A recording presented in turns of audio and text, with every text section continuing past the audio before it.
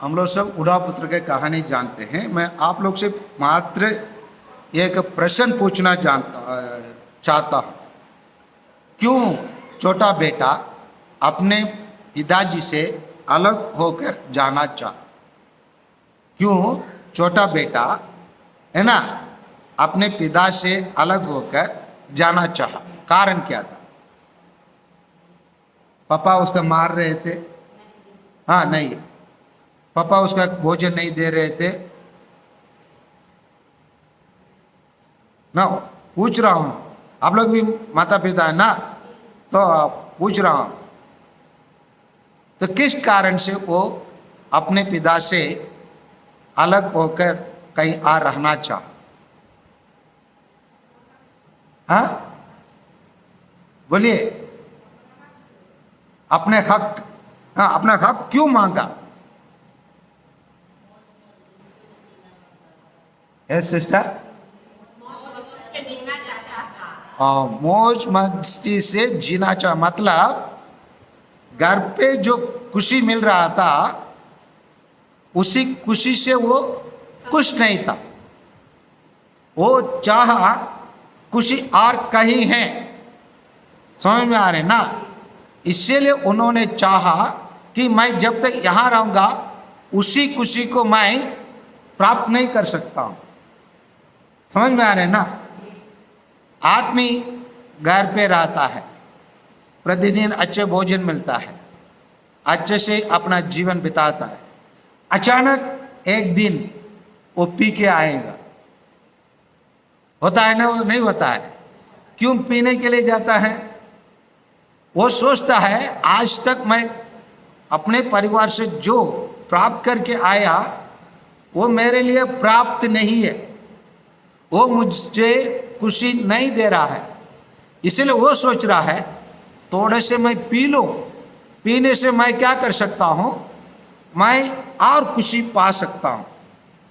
ये विचार करके आदमी लोग पीने लगते हैं, चोरी करने लगते हैं, झूठ बोलने लगते हैं और विभिन्न प्रकार का लालच में उन लोग फंस जाते हैं। समझ में आ रहे ना? कभी कभी अपने घर में आपके पति कुछ ऑफिस से उठा के लेके आए, अच्छे पत्नी होते थे, क्या बोलेंगे? वापस रख दो, हमारे घर में क्या नहीं है?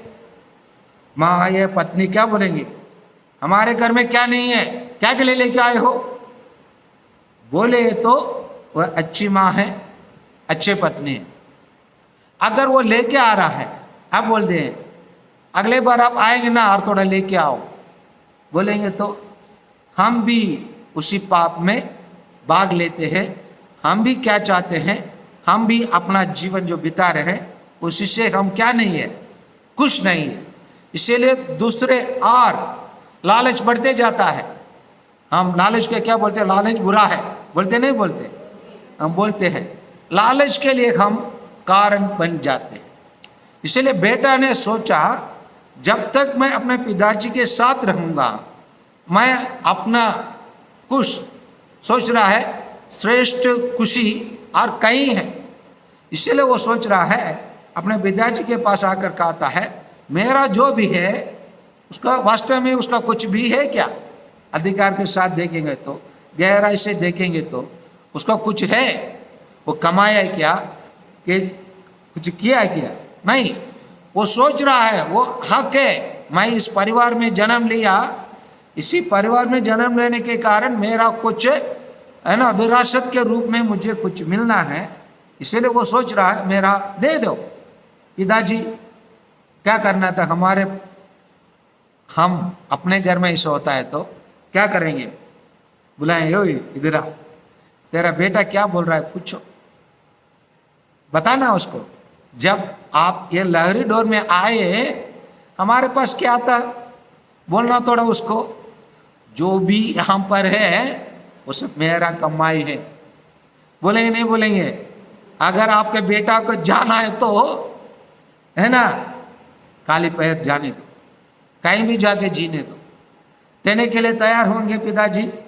अगर कोई आपके बेटे लोग ऐसे आकर बोलेंगे तो दे देते। आप लोग बोलेंगे 2 थप्पड़ लगाना था तेरे को, जब तुम बचपन में वह गलती करते गए मैं सहन किया, और आज तुम अपने पिताजी के पास आकर अपना संपत्ति मांग रहे हो, तुम्हारा कुछ भी नहीं है, जाओ घर से, जाके कहीं भी भीख मांगो, बोल के हम क्या कर देंगे, भगा देंगे, नहीं तो उसको कुछ देने के लिए तैयार नहीं होंगे। लेकिन यहाँ का जो पिता जो प्रस्तुत किया गया है वो क्या करता है, तुरंत उसका संपत्ति जो भी है उसको क्या कर देता है, दे देता है। उसी का कहते हैं स्वतंत्र, फ्रीडम। ईश्वर इसीलिए ईश्वर चाहता होगा, जैसे आपका ये बच्चे अभी उधर खेल रही है, यहाँ आकर वो मोमबत्ती पे हाथ लगा रही है, तो आप लोग क्या करेंगे, दौड़ के आएंगे और क्या करेंगे, मोमबत्ती से हाथ निकालेंगे और 2 थप्पड़ लगाएंगे, क्या मैं हाथ लगा रहे हो। हम करते हैं, करते नहीं करते। उसी प्रकार ईश्वर जब हम गलती करते, करना चाहिए ना, हम अपने बच्चे को रोकते हैं ना, रोकते नहीं रोकते, नहीं तो गिरने देते यार, हाथ जलाने दे बोल के छोड़ देते हैं क्या, नहीं, हम रोकते हैं। यस और नो, रोकते हैं। ईश्वर क्यों नहीं रोकता है, दयालु, इसलिए दया दिखाने के लिए, इसलिए जो भी करना है करो, क्योंकि ईश्वर हमको स्वतंत्रता दिया है, स्वतंत्रता दिया है। तुम इस धरती में आपको बना के मैं छोड़ रहा हूं, अगर आपको लगे मेरा जरूरत है वापस आओ, अगर आपको लगे मेरे को जरूरत नहीं है, आपकी मर्जी। आप अपने गलती के कारण आप मरेंगे, अपने गलती के कारण आप नरक में चले जाएंगे। लेकिन जब आप मन फिराव करेंगे, आपको जब लग रहा है जिस खुशी को मैं खोज के मैं घर से बाहर निकला, वो खुशी कहीं और नहीं है, कहां पर है, केवल मेरे पिता के पास है, केवल जहां ईश्वर है। ईश्वर कहाँ है, स्वर्ग में है। केवल स्वर्ग में उसे असली आनंद, आनंद समझ में आ रहे ना, आनंद अनंत कहां मिलेगा, स्वर्ग में। कहां, जहां पिता ईश्वर विद्यमान है वहां मिलेगा। इसीलिए 21 में पढ़िए, 15-21 में पढ़िए, बेटा क्या कहता है, पढ़िए।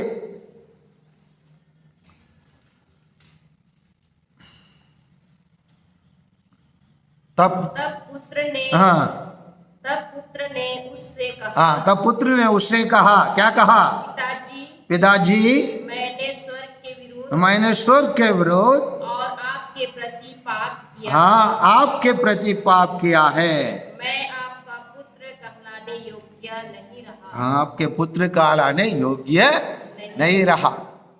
अभी वो होश में आया, पाप किया, सब कुछ खो दिया।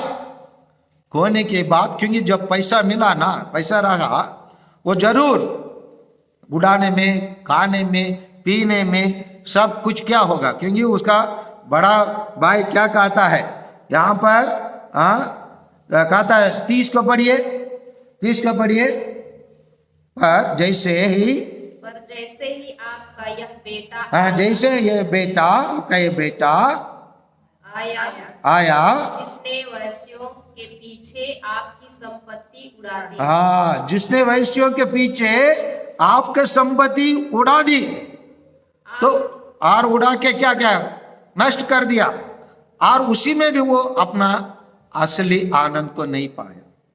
अगर पाया होता तो वो उसी में ही वो गिरा पड़ा रहता था, लेकिन वो नहीं पाया।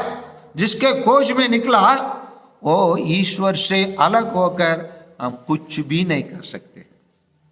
कर सकते हैं बहुत कुछ, पाप कर सकते हैं, बहुत कुछ अन्याय कर सकते हैं, है ना, और बहुत कुछ ईश्वर के विरोध का कार्य कर सकते हैं, लेकिन ईश्वर का प्रिय कार्य को हम लोग जब करेंगे, जब हम ईश्वर से जुड़े रहेंगे। हाँ, इसीलिए प्रभु यीशु क्या कहते हैं, मेरे से अलग होकर तुम कुछ भी नहीं कर सकते, है ना। संध्योगन के सुसमाचार में अध्याय 15 में कहते हैं, है ना, मैं हूं दाग लदा और तुम डालियो, समझ में आ रहे ना। और मुझसे तुम लोग अलग होकर कुछ भी नहीं कर सकते।